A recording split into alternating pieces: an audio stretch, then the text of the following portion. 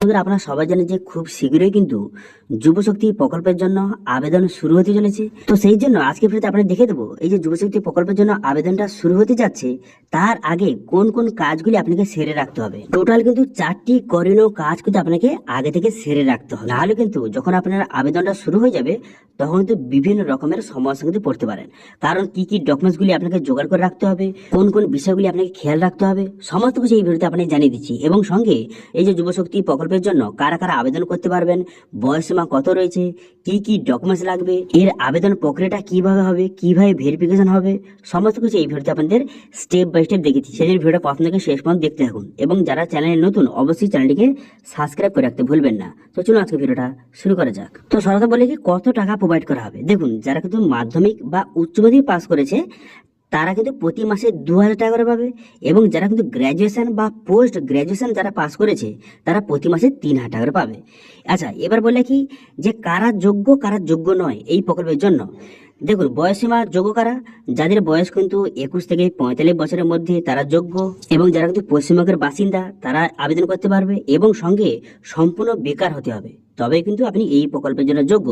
কারা এই ভাতা পাবে না, যারা কিন্তু চাকরিজীবী বা যারা কিন্তু কোনো রকম ব্যবসায়ী, যারা কিন্তু ইনকাম ট্যাক্স প্রদান করেন তারা কিন্তু এই প্রকল্পের জন্য আবেদন কিন্তু করতে পারবেন না। ঠিক আছে, এই যুবশক্তি প্রকল্পের জন্য তারাই আবেদন করতে পারবেন যাদের কিন্তু বয়স 21 থেকে 45 বছরের মধ্যে যাদের বয়স, এবং যারা কিন্তু পশ্চিমবঙ্গের স্থায়ী বাসিন্দা, এবং যারা কিন্তু যে বেকার ছেলে মেয়ে হতে পারে, কোনো সমস্যা নেই, ছেলে মেয়ে যারা কিন্তু সম্পূর্ণ বেকার তারা কিন্তু এই প্রকল্পের জন্য আবেদন করতে পারবেন, তারা যোগ্য। ঠিক আছে, এবার আবেদনটা কবে থেকে শুরু হবে। দেখুন, কিছু সোর্স শুনে জানা যাচ্ছে, বিভিন্ন সোশ্যাল মিডিয়ায় জানা যাচ্ছে যে 22শে জুলাই থেকে আবেদন কিন্তু শুরু হতে পারে। তবে এবার যদি 22শে জুলাই যদি আবেদনটা শুরু হয়ে যায়, সেক্ষেত্রে ফর্ম ভেরিফিকেশনটা কিন্তু ওই আগস্ট থেকে সেপ্টেম্বরের মধ্যে ফর্ম ভেরিফিকেশন হয়ে যাবে, তারপরে অক্টোবর থেকে কিন্তু টাকা ঢোকা কিন্তু অ্যাকাউন্টে শুরু হয়ে যাবে। ঠিক আছে, এবার 22শে জুলাই আসলে কিন্তু পুরো বিষয়টা ক্লিয়ার হয়ে যাবে। যদি আবেদনটা শুরু হয়ে যায় আপনারা জানিয়ে দেবো।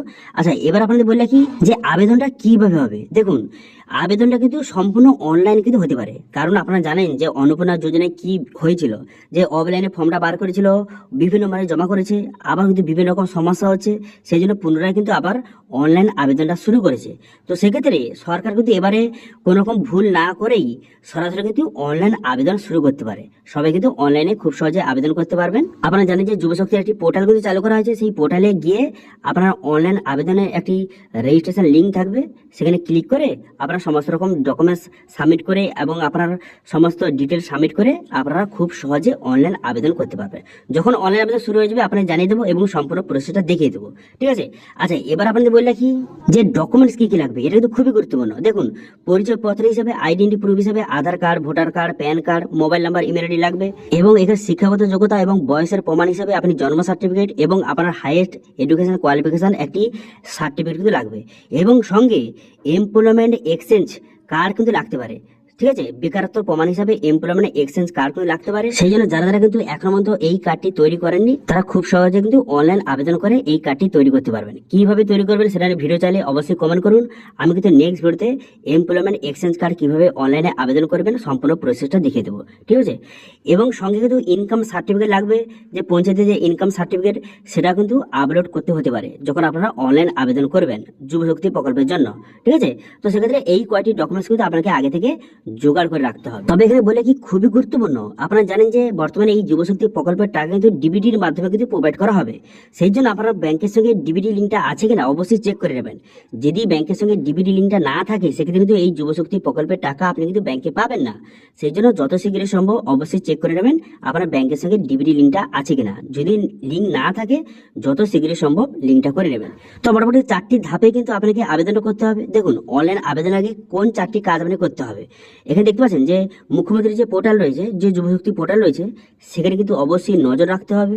সেখানে অনলাইন রেজিস্ট্রেশন বলে একটি অপশন কিন্তু খুব শীঘ্রই চালু হতে চলেছে, সেখানে ক্লিক করে আপনি খুব সহজে আবেদনটা করতে পারবেন। এবং কি কি ডকুমেন্টস লাগবে আপনাদের বলে দিলাম, সেগুলো কিন্তু আগে থেকে জোগাড় করে রাখতে হবে, ব্যাংকের সঙ্গে ডিবিটি লিঙ্কটা করে রাখতে হবে, এবং এমপ্লয়মেন্ট ব্যাংকের যে এক্সচেঞ্জ কার্ডটা তৈরি করে রাখতে হবে আপনাকে। ঠিক আছে, এই 4টি করণীয় কাজ কিন্তু আপনাকে করে রাখতে হবে। তাহলে কিন্তু যখন অনলাইন আবেদনটা শুরু হয়ে যাবে তখন আপনি খুব সহজে অনলাইন আবেদনটা করতে পারবেন।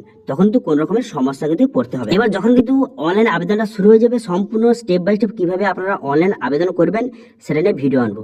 সেই জন্য অবশ্যই চ্যানেলটিকে সাবস্ক্রাইব করে রাখতে পারেন। এবং যারা যারা কিন্তু এমপ্লয়মেন্ট এক্সচেঞ্জ কার্ড নিয়ে ভিডিও চাইছেন অবশ্যই কিন্তু কমেন্ট করে জানাবেন।